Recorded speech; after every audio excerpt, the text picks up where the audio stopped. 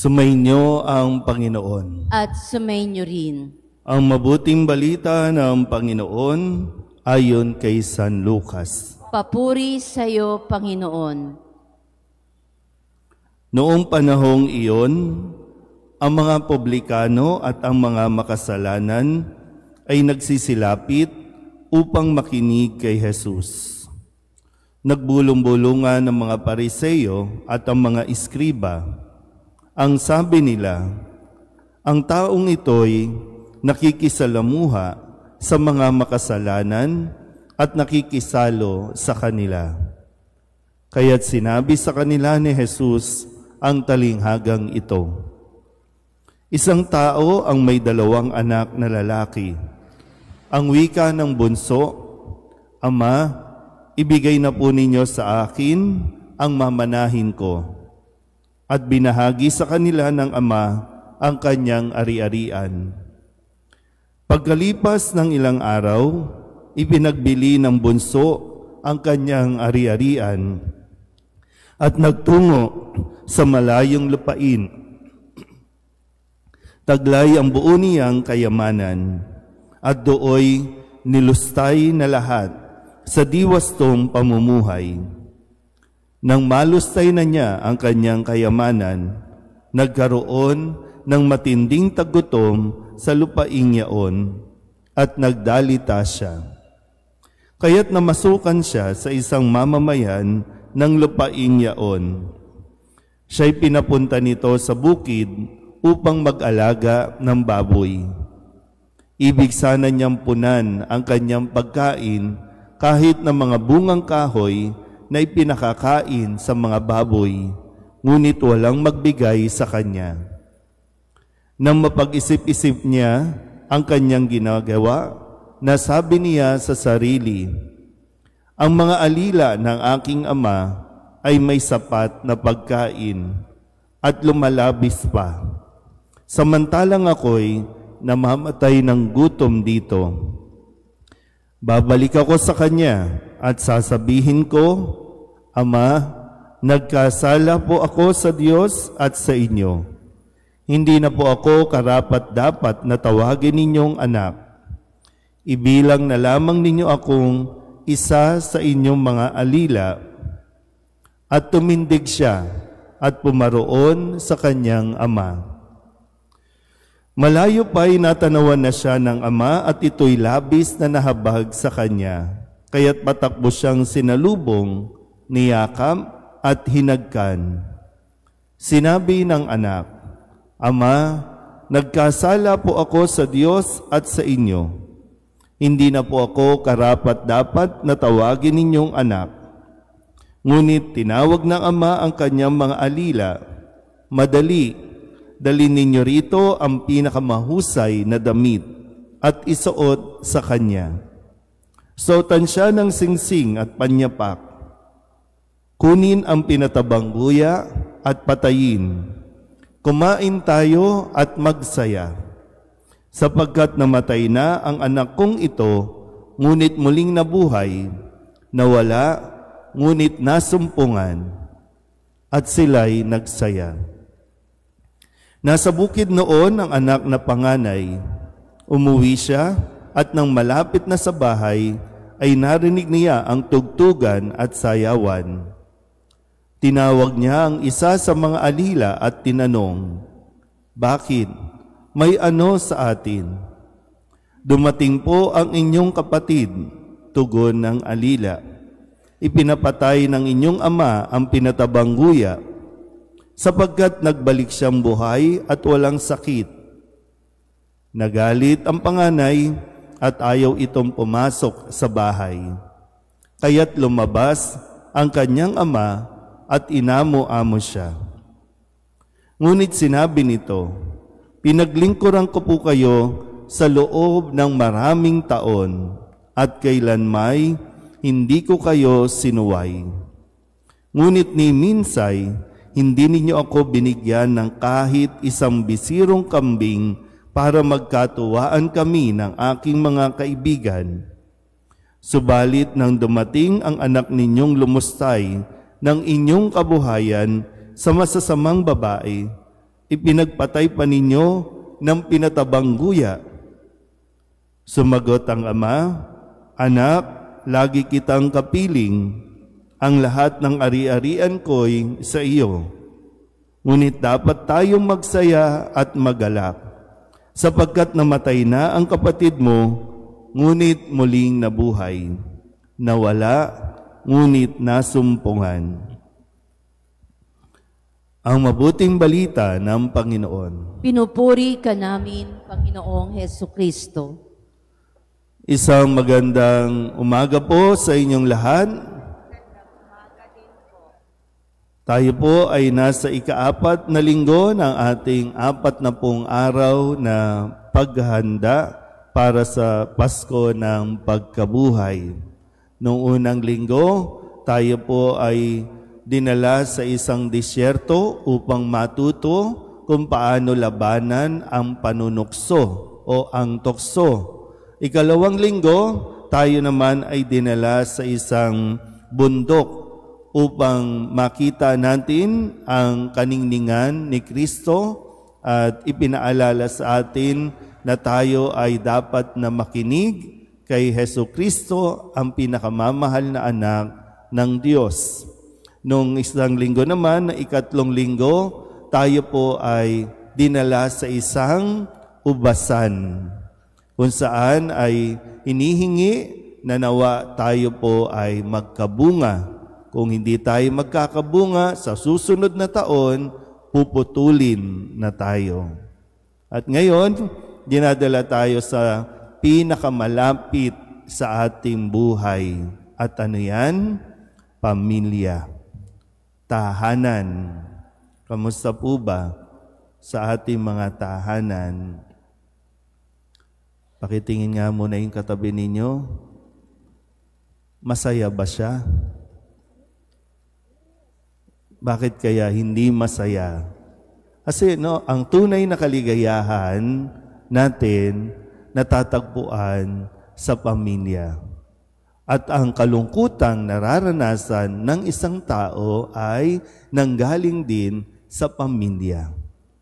Ngayon, sa ika-4 na linggo, ang tawag natin dito ay Letare Sunday.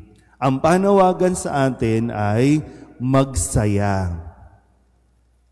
Sabihin nyo nga ulit, magsaya.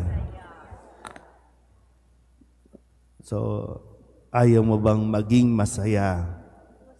Kasi minsan yung mga tao nagbabayad pa para lang tumawa. Pumupunta sa mga gimikan, sa mga comedy bar para lang tumawa, para maging masaya. Kasi yun yung gusto natin, maging masaya. Pero ang pagiging masaya ay desisyon na dapat nating piliin araw-araw. Paggising mo pa lang sa umaga, iisipin mo na gusto kong maging masaya. Kaya lang nakakalimutan natin lagi. Kaya paggising pa lang sa umaga, malungkot na agad. Nakasimangot na agad at anong mga iniisip yung nangyari kahapon. Nakatulugan na lang natin, kaya paggising din, balik na naman tayo doon sa mga inisip nating nagpapalungkot sa buhay natin. Tingnan po natin, may mga karakter po sa Ebanghelyo na ibinigay ni Jesus, yung talinghaga na ibinibigay sa atin. Yung una, yung anak. Narinig natin kung anong paglapastangan ang ginawa niya, yung paglulustay sa kanyang mana, yung kanyang ari-arian, nagpakaliwaliw siya. Ginugol sa puro kasiyahan, puro gimmick, yung kanyang kayamanan. Kasi minsan bilang yung anak, gusto niya maging independent, gusto niya magawa niya kung anong gusto niyang gawin. Nung makuha niya, nagpakasasa sa kanyang kayamanan, ay yung realidad na mauubos yan. At nung mangyari nga yan, halos pagkain na ng baboy, ipinagkakait pa sa kanya. Pero ang kailangan natin makita ay yung kanyang pagsisisi. Na-realize na niya, nagkamali siya, kung kaya ninais niya na bumalik sa kanyang pamilya, bumalik sa kanyang ama. Sabihin nyo nga sa katabi ninyo, bumalik ka na. Di ko alam kasi kung ilang taon na, no? Pero baka minsan pinaninindigan nating tama ang ating ginawa. Yung desisyon natin, pero nakita mo naman na. So bakit ka pa mananatili dyan sa pride, sa ego? Pero yung kagandahan po kasi, no, sa kanyang pagbabalik, taglay niya, dala-dala niya ang pagsisisi. Minsan kasi may bumabalik, pero hindi naman nagsisi talaga. Bumalik lang. Pero ito yung kailangan mong maunawaan. Kung babalik tayo, dahil alam nating nagkamali tayo. Alam nating nakasakit tayo. Kaya di ba sabi niya, no, nagsisisi siya, nagkasala siya sa Diyos at sa iyo. Di ba nang kausap niya na ang kanyang ama? Nagkasala po ako sa Diyos at sa iyo. Kaya, naging okay din. Naging masaya ulit yung bunso. Matapos ang miserableng buhay na dahil din sa kanyang maling desisyon, pero natuto na siya. Yun yung mahalaga. Kaya, yung ikalawa, sa katauhan ng isang ama, nang makita niya ang kanyang anak, ano ang kanyang unang kumbaga naramdaman? Tuwa. Sinalubong niya ang kanyang suwail, ang naglapastangan sa kanya. Pero wala nang ganun. Tapos na yun eh. Salubong na yakap ang kanyang ibinigay. Kaya nung lumapit na yung anak, yung bunso, sabi niya, no, yung pinapractice niya, Ama, nagkasala po ako sa Diyos at sa inyo. Tawagin ang mga katulong, bigyan siya ng damit, suotan ng singsing. Yun na lang. Wala nang buti nga sa iyo. Sinabi ko na sa iyo, ayan ang napala mo. Wala nang panunumbat. Kasi tapos na yun eh. Kaysa magalit, kaysa magwala, kaysa magmura ka, okay na yun. Diba? Yun yung kagalakan na naramdaman din ng ama. Yung ikatlo, yung panganay, na dito ay sinuyo-suyo pa ng ama dahil ayaw pumasok. Ayaw niyang tanggapin at hindi niya kinalimutan yung ginawa ng kanyang kapatid. Kaya, no, dito sa kwentong ito, hindi natin alam, no? Kasi natapos na lang doon sa sinabi ng ama, siya'y nawala, ngunit nasumpungan. Sinusuyo pa siya ng kanyang ama na pumasok, sinusuyo pa siya na makipagsaya. Magsaya tayo. Pero yung panganay, nandoon nga sa kanyang karanasan na umalis ito eh. Kinuha niya yung ari-arian eh. Nagpakasasa siya, samantalang siya, naiwan, nagtrabaho ng nagtrabaho. Kaya ayaw niyang pumasok. So ngayon, ang tanong, nasaan ka sa tatlong ito? Bakit ayaw mong pumasok? Kung ikaw yung nasa panganay na sitwasyon, bakit ayaw mong makipagsaya? Kasi kadalasan mo, no, kapag may mga karanasan tayo, mga sitwasyon, nag-i-stay tayo doon sa masakit na karanasan. Nag-i-stay tayo doon sa ginawa noon sa iyo, ipinaranas sa iyo noon. At hanggang ngayon, sa paglipas ng panahon, nandoon ka pa rin. Kaya, hindi natin makuha-kuhang maging masaya. Pwede naman pwede kang makita na maraming dahilan para maging masaya, pero lagi mong tinitingnan ay yung nagpapalungkot sa iyo. Sabihin niyo nga ulit sa katabi ninyo, matanda ka na. Kahit gumastos ka pa ng gumastos sa pagpapabanat ng mukha, para lang magmukha kang masaya, hindi talaga. Kasi yung kaligayahan nanggagaling dapat sa loob at nagra-radiate yan sa panlabas at doon talaga makikita kung masaya ka o hindi. Huwag ka nang magpanggap. Kung hindi ka masaya, mas mainam huwag kang magpanggap para mas malaman natin kung anong pinanggagalingan ng iyong kalungkutan. Pero ang paanyaya sa atin, pinapaalala na para sa Diyos, kasiyahan niya, kaligayahan niya, na tayo po ay laging bumabalik sa Kanya. Kaya nga ang pagdiriwang ng misa, pagdiriwang ng pasasalamat.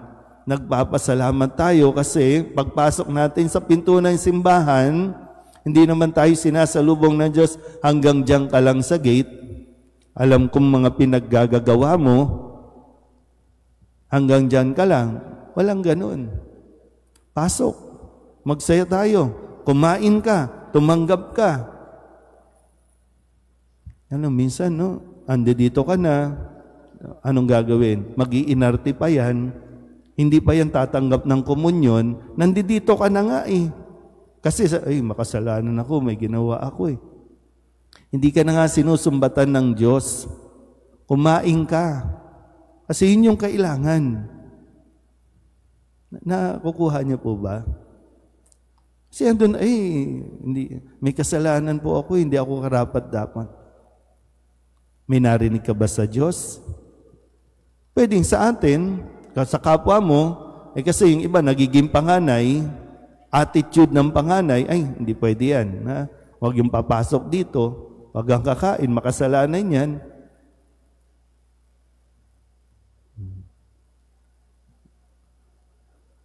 Pero sana po, ngayong linggo ay Litare Sunday, mas pagtuunan natin ng pansin kung ano ang mga makakapagpasaya sa atin kaysa doon sa nagpapalungkot ng buhay natin.